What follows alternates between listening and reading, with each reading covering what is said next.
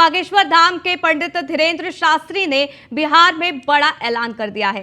धीरेन्द्र शास्त्री ने सोमवार को आयोजित होने वाले दिव्य दरबार को स्थगित करने का फैसला लिया है। वहीं पंडित धीरेन्द्र शास्त्री पटना में प्रेस वार्ता को भी संबोधित कर सकते हैं। आपको ये भी बता दें कि भारी भीड़ और गर्मी को देखते हुए दिव्य दरबार को स्थगित करने का फैसला लिया गया है। वहीं हनुमंत कथा 15 मई से 17 मई तक जारी रहेगी।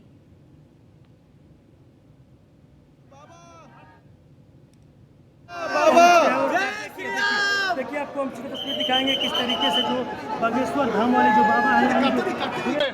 तो इसी बीच मनोज कुमार ब्यूरो चीफ बिहार से हमारे साथ लाइव जुड़ गए। जरा जानकारी उनसे ले लेते हैं। यहाँ पर जो दरबार लगाया जाना था उसको स्थगित कर दिया गया है, वजह बताई है गर्मी। जी बिल्कुल, जिस प्रकार देखा जाए तो बिहार में बाबा बागेश्वर धीरेन्द्र शास्त्री जी के आगमन के बाद लगातार बिहार में प्रत्येक जिला से लोग जाते थे और यहाँ तक कि अभी देखा जाए तो बागेश्वर बाबा ने यह भी कह डाला कि हमारा ये पहला ऐसा स्टेट है जहाँ पे इतने लोग मौजूद हैं। देखिए, बिहार की जो यदि सनातन धर्म की यदि आस्था की बात करें तो कहीं ना कहीं बिहार में बाबा धीरेन्द्र जी का प्रवचन सुनने के लिए करीब 10 लाख से ज्यादा लोग वहां उपस्थित थे।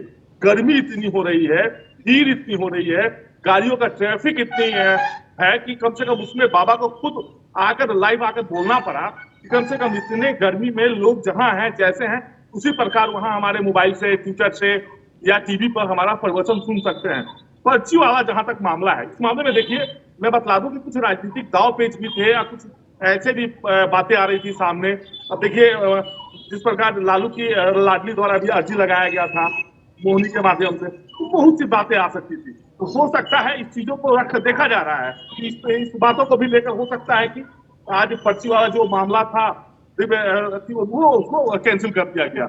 लेकिन जहां बताया जा रहा है कि बागेश्वर बाबा का जो प्रोग्राम के जितने भी कमेटी के मेंबर हैं, ये हो सकता है तो तेजस्वी से, डिप्टी सीएम से आज मिलने का प्रयास करेंगे।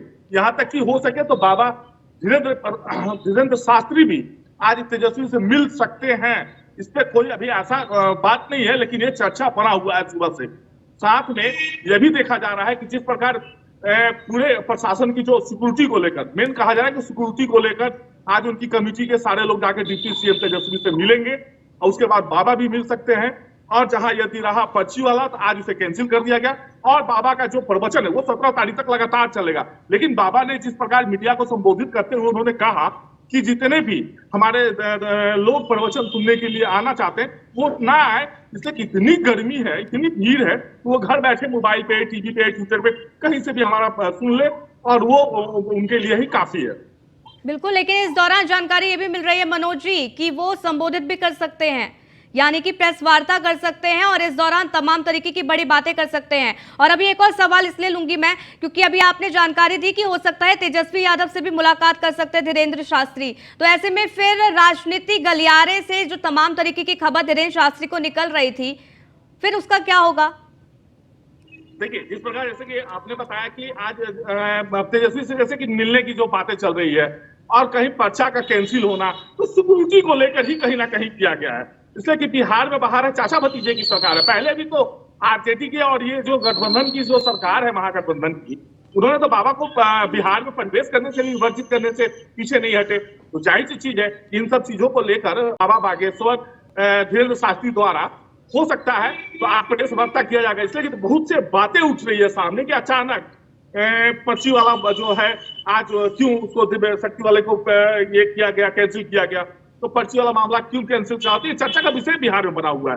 तो बाबा ने हो सकता है कि बाबा शाम तक मीडिया को संबोधित करें, मीडिया से वार्ता करें और क्या समस्या थी, क्या बातें आ रही हैं कि आखिर इस तरह का अचानक प्रोग्राम बन गया। प्रोग्राम में हेरा फेरी होना, तेजस्वी से मिलना, बहुत सी बातें उठ रही है। इसलिए वो चाह रहे थे कि मीडिया को मैं फेस करूं। बिल्कुल, चर्चाओं का दौर भी अब शुरू हो गया है। हालांकि जब प्रेस वार्ता करते हैं धीरेन्द्र शास्त्री जी, उस दौरान क्या कुछ कहते हैं उस पर लगातार नजर बनी रहेगी। आप भी नजर बनाए रखिएगा, जो भी अपडेट होगी हम तक पहुंचाना। फिलहाल के बहुत बहुत शुक्रिया हमारे साथ जुड़ने के लिए, जानकारी हम तक साझा करने के लिए।